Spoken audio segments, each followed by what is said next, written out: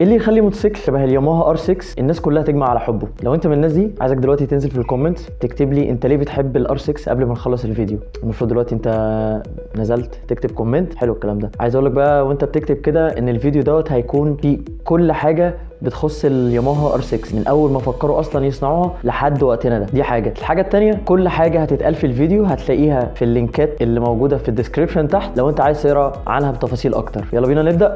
خلاص كومنت وانت طالع بقى دوس لايك. يلا بينا.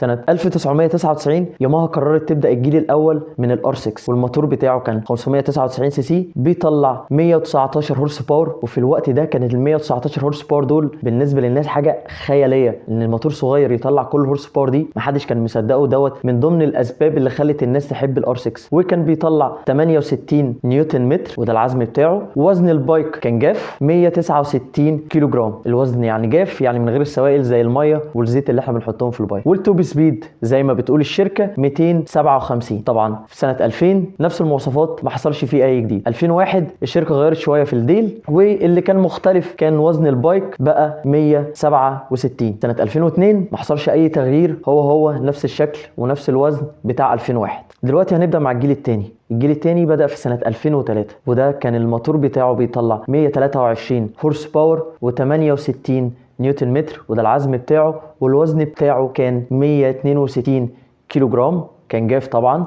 والتوب سبيد بتاعته كان 257. في الوقت ده ياماها غيرت في الشاسيه وحطت حاجه جديده اسمها الديل بوكس 3 وده جزء كده من الشاسيه. مميزات الديل بوكس 3 اللي هو كان فيه نقطتين بس لحام بدل الشاسيه القديم. الشاسيه القديم كان فيه 16 نقطه لحام. طبعا كل ما عدد اللحامات بتقل كل ما الشاسيه بيبقى اقوى. في نفس الجيل في 2005 الموتور بقى فيه نظام حقن جديد اللي احنا بنقول عليه الانجكشن وده وفر عزم دوران اقوى وبالتالي الهورس باور بتاعه زاد بقى 126 هورس باور. ايه كمان عملوه جديد في الجيل ده؟ عكسوا المساعدين، بقت مساعدين مقلوبه والديسك بتاع الفرامل بقى اكبر واخف، بقى حجمه 310 ملم. الجيل الثالث اللي بدأ سنه 2006 كان بيطلع 131 هورس باور والعزم بتاعه كان 68 نيوتن متر ووزن البايك كان 161 كيلو جرام وده الوزن الجاف. والتوب سبيد بتاعته كان 265. طبعا البايك كان شكله مختلف جدا على الاجيال اللي فاتت بس المميز فعلا كان الموتور. كان الموتور واي سي سي تي الكترونيك ثرودل كنترول وده اول بايك في الوقت ده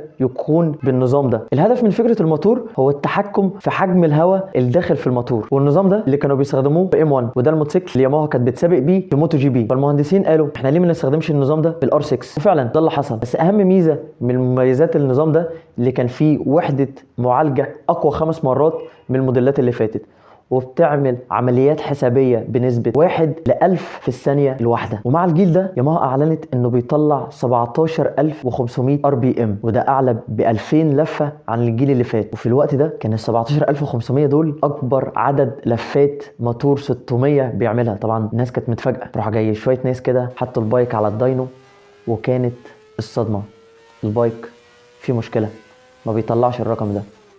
وفي فبراير 2006 ياماها اعلنت فعلا البايك فيه مشكله وانه بيطلع 15800 لفه ولو حد عنده مشكله مع البايك يجي الشركه واحنا هنبدله له مفيش مشكله. والله الناس دي محترمه عم. 2008 بيقولوا عليها اهم سنه في الجيل ده في البايك عموما. عملوا الموتور بيطلع 125 هورس باور، العزم هو الوزن بقى 166 ونفس التوب سبيد. غيروا في شكل الديل بس من المميزات ضافوا للموتور حاجه اسمها واي سي سي اي. نظام الواي سي سي اي دوت بيعتمد على تغيير شكل التروس جوه الموتور بقى طويله وصغيره بحيث ان التروس الصغيره تشتغل مع الار بي ام القليل يعني مع السرعات البطيئه والتروس الكبيره تشتغل مع السرعات العاليه ودوت بيزود قوه وعزم الموتور. وكمان في 2008 عملوا بايك نسخه كنديه وطبعا زي ما باين من اسمه ان هو البايك دوت بيتصدر لكندا بس. ومن 2009 لحد نهايه الجيل في 2016 خلوا الهورس باور 129 العزم بتاعه 65 نيوتن متر والوزن 168 كيلو جرام بس التوب سبيد هي. في 2010 خلوا الجاكمان اطول وده خلى صوت الموتور اهدى وبالتالي عملوه عشان البايك يكون مناسب مناسب اكتر للمشي جوه المدينه. في 2012 موتو جي بي قررت تحتفل بمرور 50 سنه على تاسيسها، فياماها حبت تشارك معاهم في الاحتفال ده وعملوا 1500 نسخه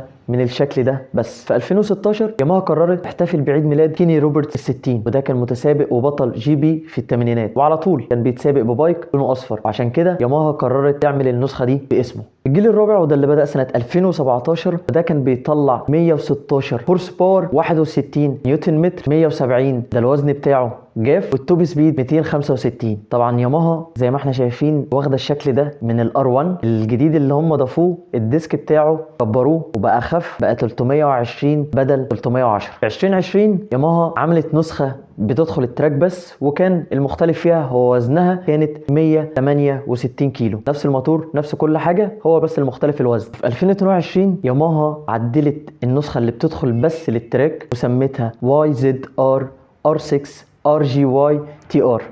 والله يا جماعه انا استاهل سقفه عشان حفظت الاسم ده.